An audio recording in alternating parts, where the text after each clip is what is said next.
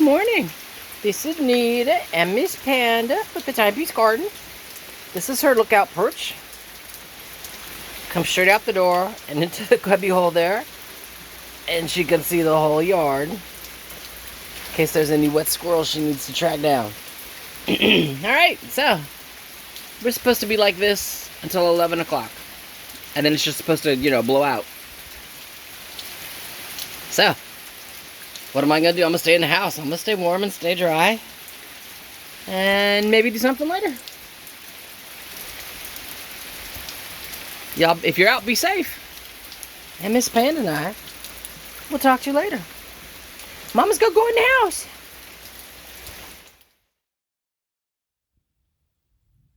So I'm working on the gourd. Panda's running around outside hunting squirrels. What did we do? We took the jigsaw. And here you go, cut all the pieces out. That's a camel. Yeah, you already saw Mary and Joseph. There's a lamb.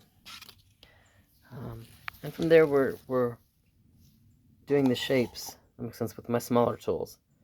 Now I've got everything. I've got grinding tools. I've got diamond bits. I have an array of stuff to go with my Dremel. And that's what we do with this one. You can see where, up here at his horns, focus, there you go. How I've not gotten, the roundness of his head and separated the horn from the ear yet. That'll be diamond tips because they're fine tipped and pointed. Does that make sense? And every one you just get a little smaller, like that one right there. You can see that's tiny. And the next one up, let me get it out. Let you see the comparison. Hello, come up. There we go. See, in each one you just get a little smaller and a little smaller until you get, until you get it rounded to shape. Now you can tell that's an oxen. Go with everybody else. So, let me keep on keeping on, and I'll talk to you in a few. Alrighty, we're calling it for the day. It's 3:45, and it's 48 degrees outside. Sun goes behind the mountain, temperature drops fast. So, again, what did we do? We did some jigsaw work. Cut all the individual pieces out. Cut all the individual pieces out. That one I did the other day. There you go, little lammy. That way I can start cutting them. And then what I started doing was, I just went ahead and did one. I did the, hey, focus. There you go. Did the oxen. And he's completely cut out and then sanded appropriately. So any mistakes, like the camel here, where I got his ears wrong. Does that make sense? You just sand that stuff off. But you can see him. He's an oxen.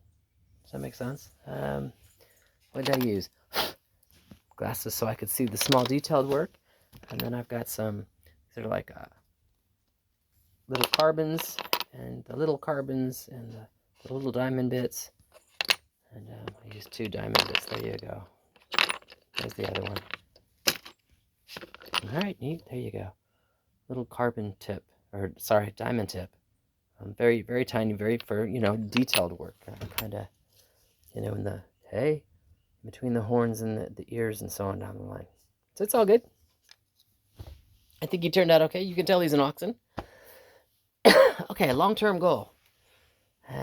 See if I can show this appropriately. There's the opening of the gourd, the back there, so I can slide my electric little candle thingies in. This is the stand. Let's see him out so you can see that. There you go. This is the stand. And what happens is everybody gets their place on a stand. See, like Mary and Joseph go first. Does that make sense? And there'll be a cut here in the middle of the stand so you can slide the candle piece in. Mary and Joseph goes in first. Makes sense. And then behind Mary and Joseph is the, okay, get the right piece, neat. Is the camels. That makes sense. And then behind that is, Bethlehem. Kind of hard to see it. You'll be able to see it when it cuts out. But each of these will be posted in holes here, so all 3 will sit appropriately. Does that make sense in here? And this is what actually slides in to the gourd as the mount base. And that way the candle from the back slides into this, kind of, but you know, with cutouts here. Does that make sense? So sticks of this go into there to hold it steady, and then cut out here so the candle pieces go in between it. That way, Mary Joseph being up front will have the most light behind them from the candle. And then of course it doesn't want to sit on there, but the camels in Bethlehem will be farther back behind the light. So that's what I'm thinking. You know, and then like the little lamb, maybe right up front there. I don't know. I'll play with it, but that's the idea of it. So, anyway, Oxen's done. And he's not actually on the inside. He gets kind of glued to the outside, kind of like that. You know, maybe his head will stick out. I don't know. You know? It's all good.